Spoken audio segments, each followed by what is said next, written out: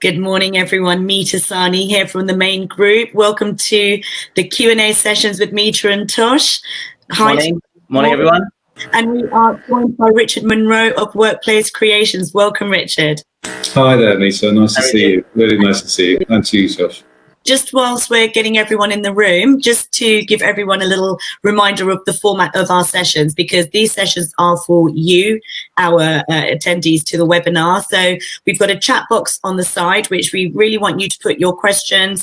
Our promise to you is we will answer each and every one of those questions. And if we don't answer them in the 30 to 40-minute session that we're doing now, we'll record another one and make sure we get those answers out to you. So please share comments, thoughts, questions. We're here to help.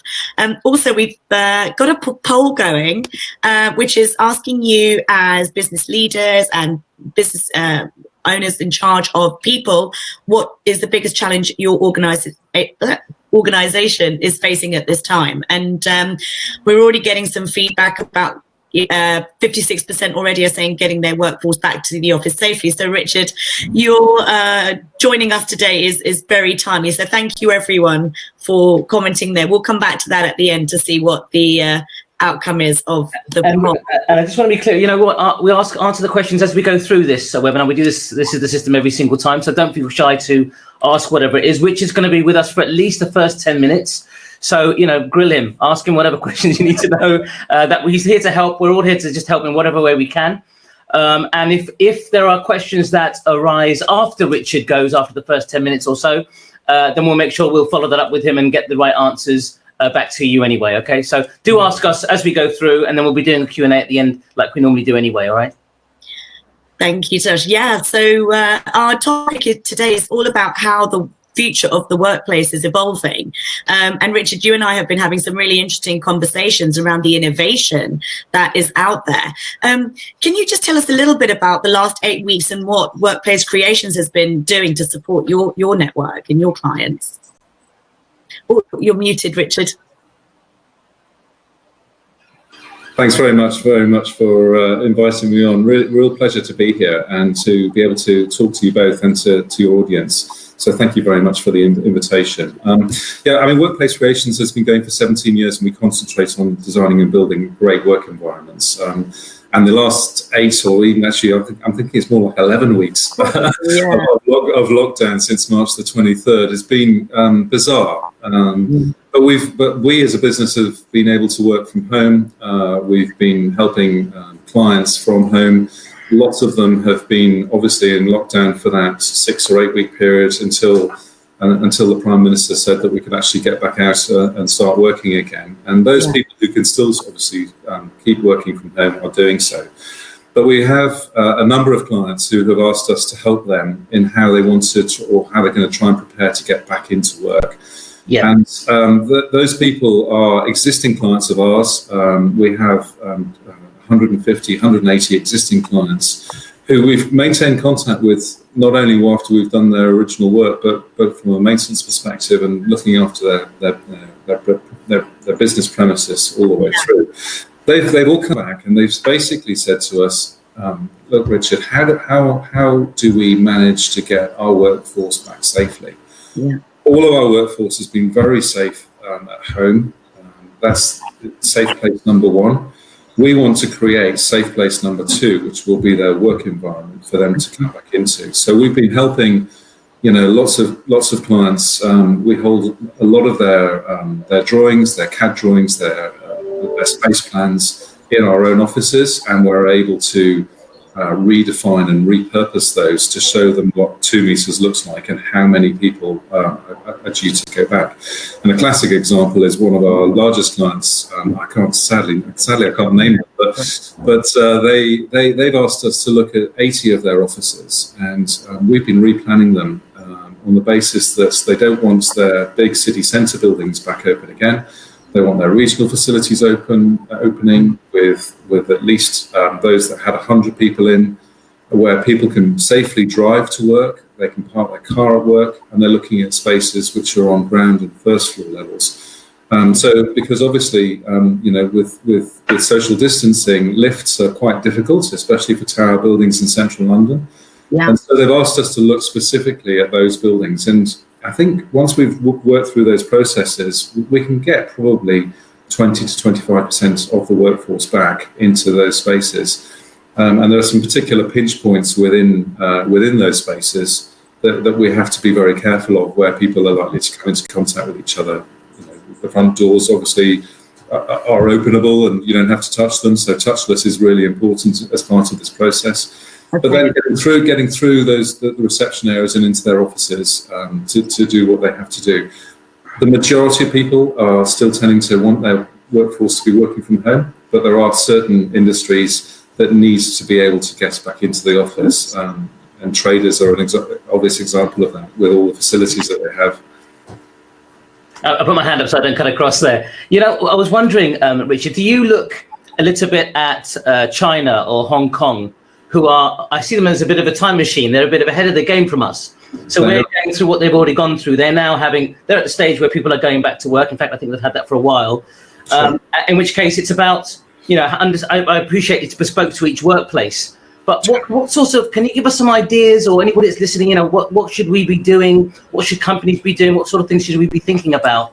Sure. So obviously the robust cleaning program is crucial before people go back. Lots of the offices are currently empty with very few people in them. So as they are empty, it gives you a fantastic opportunity to get in there and do some robust cleaning. We've been putting together graphics packages so people can work their way around the offices. We've been putting in plastic dividers. We've got perspex dividers. I know that you've had previous speakers on who've been talking about that as well. We've got ceiling hanging dividers so that people don't come into too much contact with each other, especially in places like T-points and in corridors. But also there are things out there like antiviral lighting. There's antiviral air conditioning systems that people are looking at as well, and looking at sort of virus defense tools from that perspective. Hand sanitization is absolutely crucial, obviously. So the practical cleaning measures, we call those the first part of it. But the second part of it, obviously, is more people come back into work. We're calling it sort of pre-vaccination and post-vaccination scenarios. So the pre-vaccination obviously is about that, the cleaning and making people feel comfortable to come back into the office, but doing it so that it's managed and you have a system in place where you've got some staggered arrival times for various people, and that the rotation of teams is crucial. So there's quite a lot of that going on within organisations as well. I think obviously the Far East is, as you want to say, Tosh, is a long way ahead of us, and so we have international. We're not international ourselves, but we have clients who are international, and they've been telling us about what they've been doing. Yeah, and it's been a very gradual process. As they're not going 100% capacity from day one. They're building a lot slowly, because they're conscious of the fact that they want to get to a vaccination point so that the whole world could be vaccinated against this horrific virus to get through to the next stage. And then once that's in place, I actually think that the offices themselves will be, the footprint will be completely changed in terms of how people will work, because a lot of people can work from home, enjoy working from home, and can actually get their heads down and do some really structured work from home. And we're tending to find that lots of clients are saying, the majority of our staff would like 1 or 2 days from home, but 2 or 3 days in the office, because they're missing the social interaction and the ideas coming out of the collaboration times that they have together. For years, employers have been saying it's not possible to work at home for one reason or another. And obviously that's just turned out to be a pile of pants, because now we've got to adapt to it if it's workable. And obviously there's some situations where they need to come in, some where they don't, or a combination of the two. So that makes sense going forward. Richard, I must ask you to tell us a little bit, without sort of talking about any specific, company names, but you mentioned the digitalization of the workforce, and that's something that was so interesting to me. It's a really exciting thing that a couple of our clients have asked us to look at how they interact between having people who do have to come back into the office, then engaging with people who are working from home.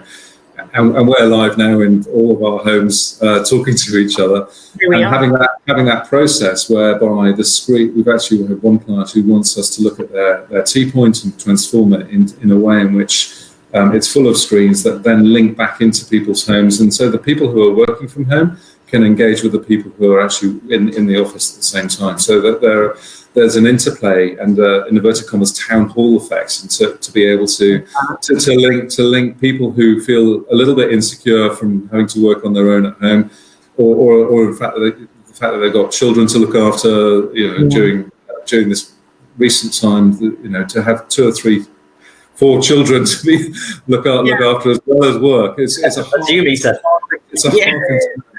hard thing to manage, honestly.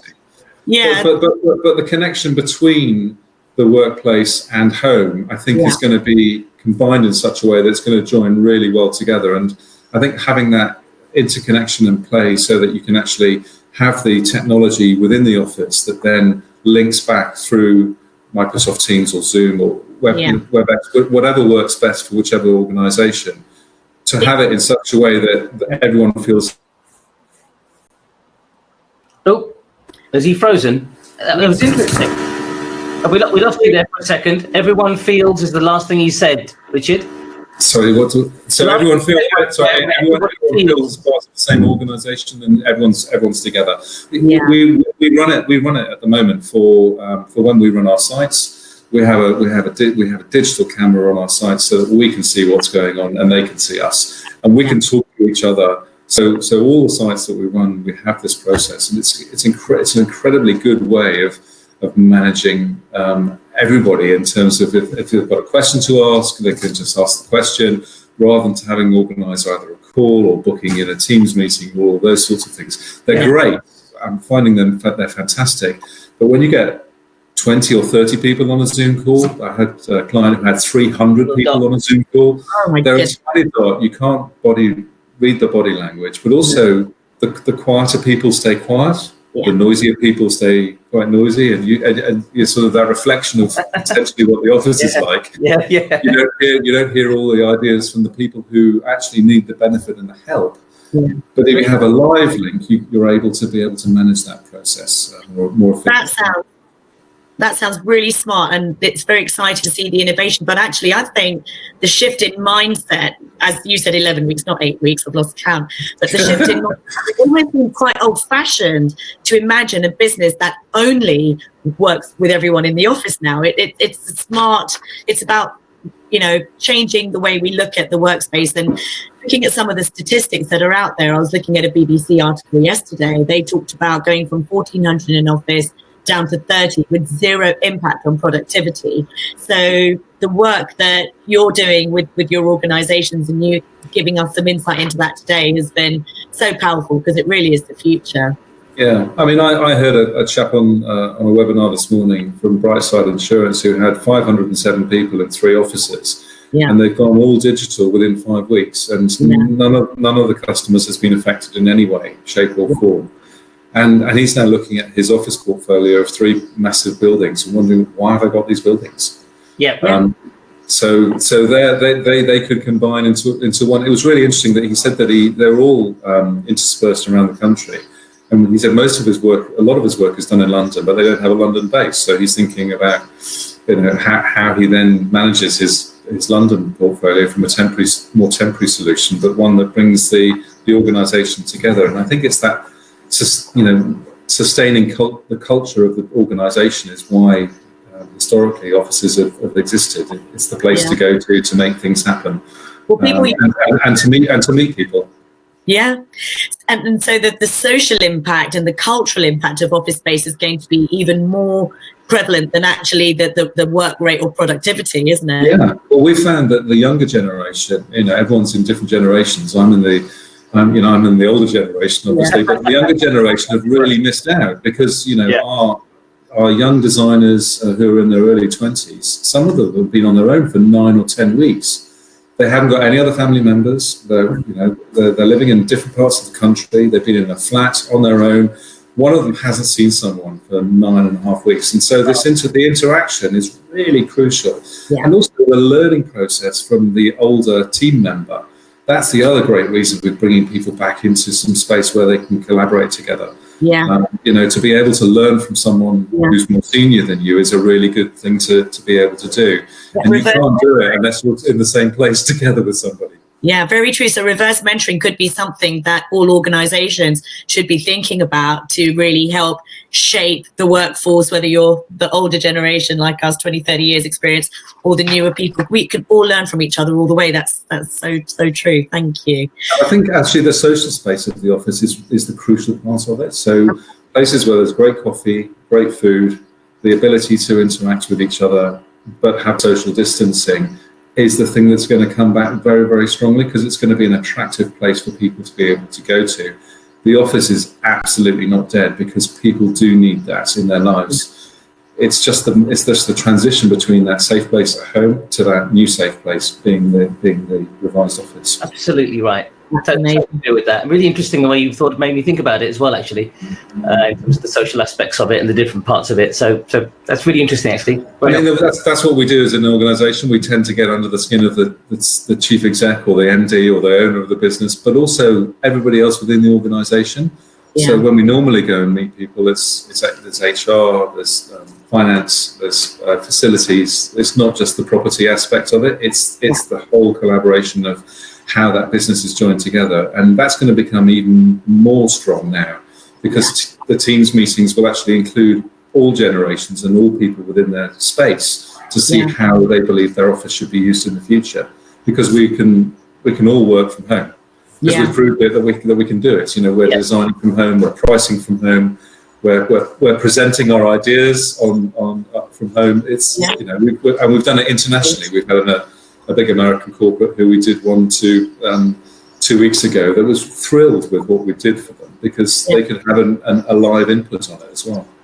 So it's about taking the workplace and ensuring that the heartbeat of an organisation and everyone in it continues to flow in that. 100%, because that's what, pleasure. Lovely. All right, Richard, thank you so much. Thanks very much, Richard. Thank you. Yeah, nice to see you. And nice to see you too. Richard, you're going to be giving us some slides that we are going to share with everyone afterwards. That would be great. Yeah, we've got a space plan showing how the social interaction can work. There's a couple of other documents there as well for you to share. Brilliant. Thank you so much, Richard. Thank you very much, Meeta. Nice to see you. Take care. Bye-bye. Bye. God, that was amazing, wasn't it, Tosh? As you said, shifting the mindset. And it's a little bit, he was kind of going into a little bit what we're going to talk about next as well, about surviving and thriving and looking at different ways that we kind of operate and make that service kind of seamless for people's customers and so forth. Yeah, I mean, I don't think we'll be able to get to seamless, but we can certainly put steps in the right direction that gives everyone in the business community a feeling of, I've got a plan and these are the points I need to consider. Because I think that...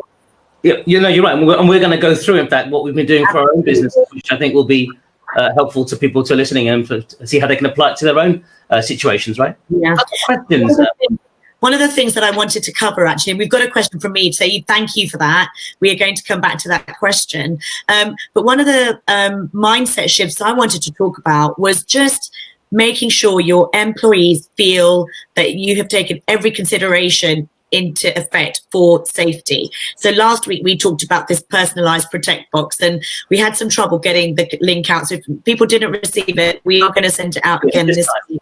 Yeah. Actually, Richard's in his slides that we're going to share as well, they had almost like a protection station. So it was almost like a sort of a pod where all of the personal PPE kit will sit.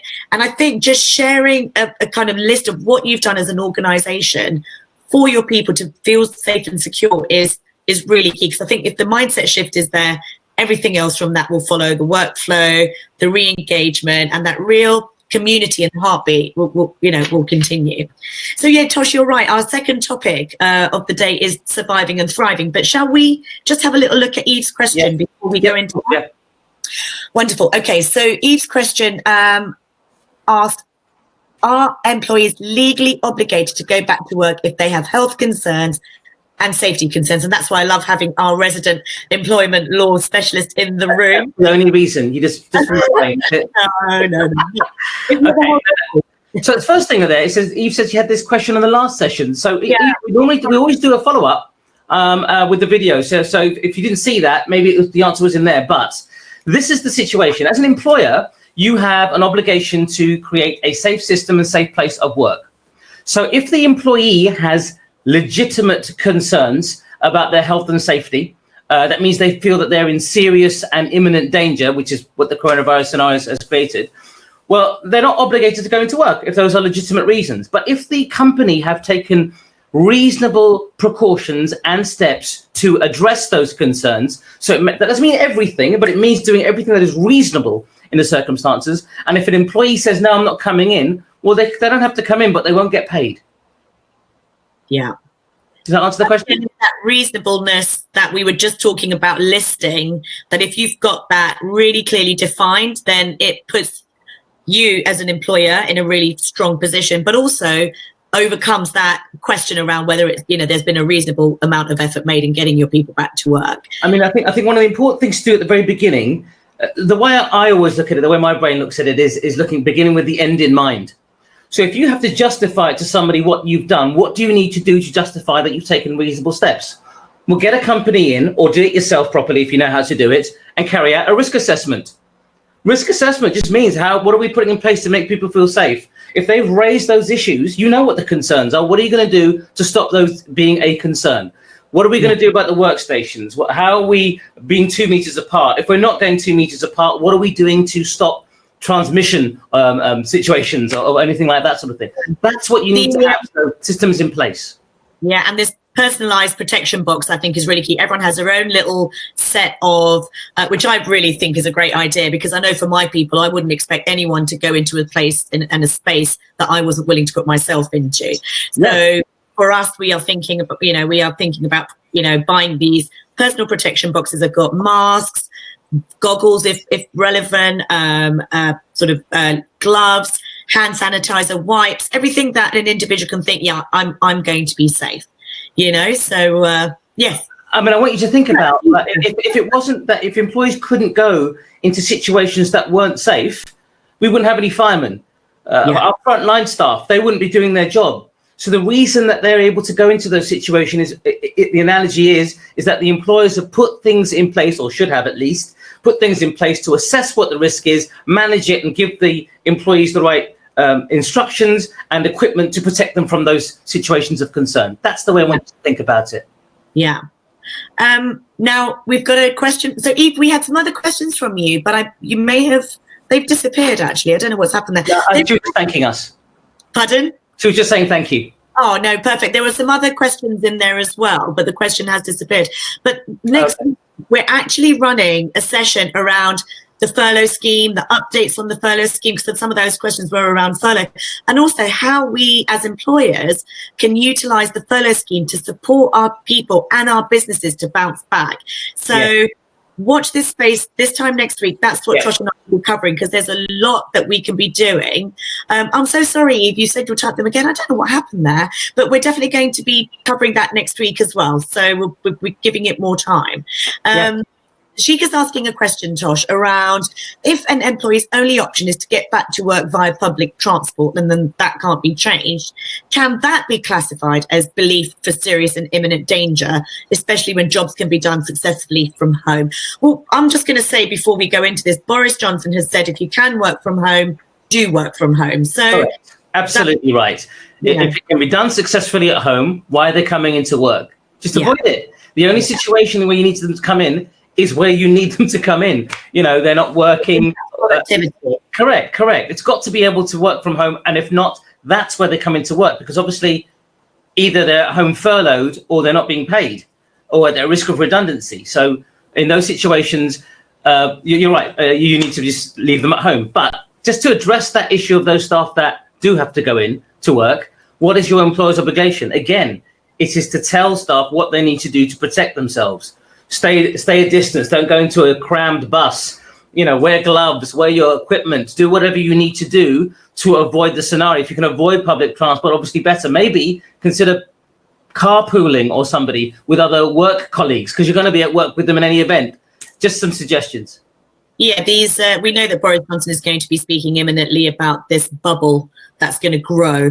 And Sheikah says thank you, Tosh, because she wanted to hear it from an employment lawyer. That's so valuable. We have the benefit of our Q&A session. What I love about your approach, Tosh, is that you're very commercial, but always sticking to the law as well. And we value that because so many lawyers sit on the fence and it doesn't give us any clarity. It's about what you can do, isn't it? Not what restricts you. Yeah, absolutely. So thank you for that. One of the other areas we were thinking about in terms of getting people back to work and getting our organisations bouncing back was around flexible working, Tosh. So some of the agile working mindset is that people are going to be doing shifts, so half in, half out. They're thinking about that for kids at school as well. Some people will want to reduce their hours to reduce exposure, especially people who perhaps work in retail stores or in the hospitality sector. And, there's risk everywhere, right? It's about mitigating risk. So some people may think absolutely right. Risk is through flexible working. Can you just enlighten the audience and myself on how we can think about flexible working as employers and what we have to do to support that or manage it? Yeah, absolutely. So before the pandemic effect, all employees have the right to make a flexible working request, okay? It used to be just only for people that had children up to the age of 6, or if they were disabled children up to the age of 18. But that's gone now. So that means everybody can make the request. And there's only certain grounds an employer can refuse it, wherever it's reasonable to do it. Maybe they can't meet customer demand, or maybe there's insufficient staff to do the job, or maybe the hours or the flexible hours that the employee is requesting just doesn't fit for whatever valid reason that the company can present. The difficulty we have is now it's been tested. So now, before, it wasn't tested in this way. Everybody was forced to work from home. So everybody's the right to make one flexible working request a year. You can put that in writing to your employer, and your employer has to confirm the reasons why they will or they won't. I think that's going to be much more difficult now to provide reasons for refusal. And I don't think everybody wants to just be like working from home the whole time. I think they want a bit of a variance, maybe a few days in the office and a few days at home. And I'm sure that they could make that work. But if the employer does refuse it, an employee has the right of appeal against that decision. And if it is refused again and that's unreasonable, you can make a claim, an employee can make a claim in an employment tribunal for up to 8 weeks' pay in relation to that failure to comply with the reasonable, flexible working request. Thank you, Tosh. Always such a relevant topic because we are still fleshing out what the future looks like. Richard was talking about the workplace and how that has relevance in the future of businesses and organizations. You're talking about the hours people do, where they work, and how organizations manage that. And also, quite interestingly, a lot of I'm just looking at the polls, and travel and logistic issues is 16%. We've been talking about that in terms of traveling. Richard also mentioned that a lot of organizations aren't bringing back their city centre offices. They're bringing back the regional offices. And you mentioned carpooling, but only with people that you're working with, so that there's no extra exposure and therefore extra risk. Also, there's this change of demand in your product. And, Tosh, you and I talk a lot about that because it's something that we as business owners have also had to consider. You and I are on very different side of the fence in that. So for yourself, it's business as usual for you, isn't it? What you do. I used the word seamless before because for us it is seamless because we were operating as a virtual firm in the first place.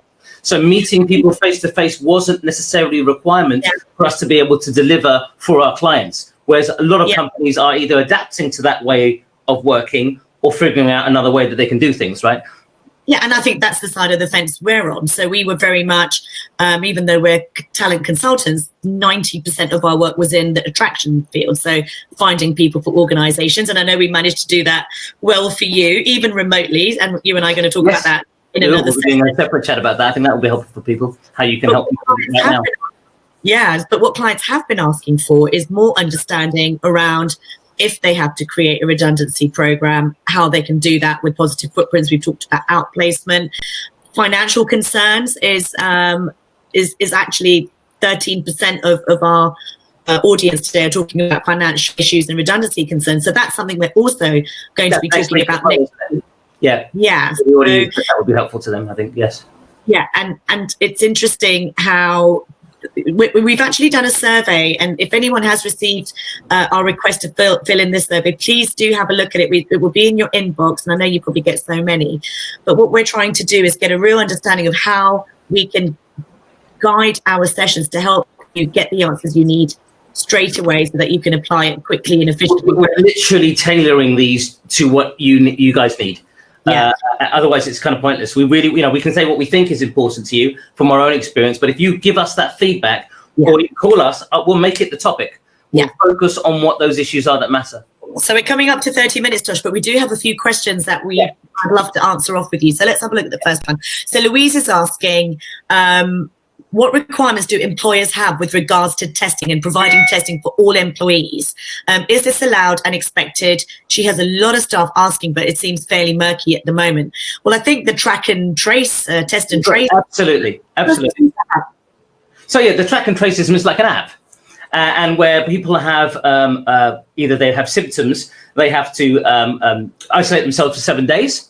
And if people living with them, they've got to isolate themselves for 14 days. They should notify, I can't remember what the number, there's a number that you can call if you don't have online services, which is 1119. Otherwise, you just Google a track and trace service and then they go through the process with you. The idea is to keep people separated, not to spread the disease, right? Track and trace is brilliant, and I think Matt Hancock literally yesterday said that this will be available to everyone with a smartphone. If you think you have symptoms, they will test you. So as an employer, I think it would be wise in your set of processes and stages that you've considered to mitigate the risk for your employees that you put a link to the track and trace in there and encourage everyone to get on it. The first thing, Louise, is, we need to sort of self-regulate in a sense. We need to, do I recognize that I've got a symptom? Have I got a sore throat or a headache or a cold or whatever the different symptoms you are? As soon as you get a smell of that, that's when you need to stop. You just, make sure your employees talk to you, and then you get them in touch with the track and trace system, and then you start following those processes. Whether you have a standard testing as people come in, we're not there yet. I think what I've seen in happening abroad, like in China, I was mentioning with Richard earlier, is they've got like heat sensors and some sort of robot scanning kind of thing. Well, you can get a little hand sanitizer and it's checking your temperature as your sanitizer. There you are. There's lots of different, there's not one way to skin the cat yet. So test them in different ways that you can. Louise is what I'm going to suggest. But the track and trace is test and trace is really good. It means you don't have to do anything special as an employer, but but that is available to all of us as the workforce and as citizens of this country. Correct. As long as you're feeling that you're getting those symptoms, you get that test. Absolutely. Yeah. So Eve has reposted her question. Thank you for that, Eve. Can you work multiple jobs within furloughing? So this is going to be for next week, but Tosh, you might want to give a quick one. So 2 to 3 jobs, self-employed, to be able to meet living standard requirements, especially if you're only getting the minimum 80% without any employer contribution. Okay, so there's 2 ways I'm going to answer that question. Number one is, if you are on furlough, if you have one job already before the situation happened and you go on furlough, you can't go and work for somebody else without the permission of your employer. Unless it's obviously some sort of voluntary scenario, what have you. That's the first thing. If you had 2 or 3 jobs always, and you had that before, strictly speaking, there's no reason you can't be furloughed from all of them. Strictly speaking, it also means that you're entitled to up to 80% or £2,500, whichever is reached first, per job. So if you got 3 jobs, you could, in theory, be earning £7,500 a month. If they all paid you that much. If you paid that much, yeah, exactly. If you earn more than that amount, in theory. Yeah. So can you work multiple jobs while on furlough? Well, you're not working the job if you're on furlough, but if you want to be working whilst somewhere else while you're on furlough with a current employer, you can, and be paid for it during the hours you would have worked for your existing employer with their permission. What they don't want is to say, come back to work and you're working somewhere else, right? Yeah. And if you're also asking about how this furlough scheme is going to change and whether, what percentage of contribution we're going to have to make as employers from August onwards. So we don't have all the answers because Rishi Sunak has not given us clarity, but hopefully by the end of this month. Yeah, so hopefully by the next session next week, Tosh and I will have more clarity, and that's why we're making that our headline topic. We're not having a guest. It's going to be Tosh with his employment law expertise, myself with the business and talent expertise, and together we're hopefully going to bring you more direction and answers on that. Yep, absolutely. So shall we go back and have a quick look at this poll, Tosh, before we tie things up today? So our question was, what is the biggest challenge your organisation is facing at this time? So 60% of our delegates today have said getting the workforce back to the office safely. So we will continue to provide you with support and direction in that space. Mental well-being of your workforce is 3%, and that actually has shifted a lot from last week, where last week that was the number one. So it's interesting that perhaps you feel that you've got that in place, but we will also be offering further sessions down the line to ensure as people are unlocking that their mental well-being is supported, because that ensures that they are ready to work and feeling. This isn't about being some sort of hippie conversation about are we feeling all well, or yoga, stretching, or something. Anything, not that I'm belittling that. It's about making sure that your employees are aligned with you. How do you do that? By reassuring them, making them feel safe, making sure they're okay. Because we're all going through different things at the moment. You and I both know, Meeta. We've got a friend of ours who's going to a funeral today. And how do you handle those things right now? I mean, it's crazy. You can't just do it. You can't even console each other. No, he's actually watching the funeral procession drive by his home. So it's even harder to actually grieve and go through that process. So, yeah, people are facing a lot. And I think there's a lot around the word burnout, because 11 weeks, Richard said, I can't believe I'm losing count, but, it's a long time and we can't actually see how we're going to get back to this new normal. So, we want to support you in that. The next highest.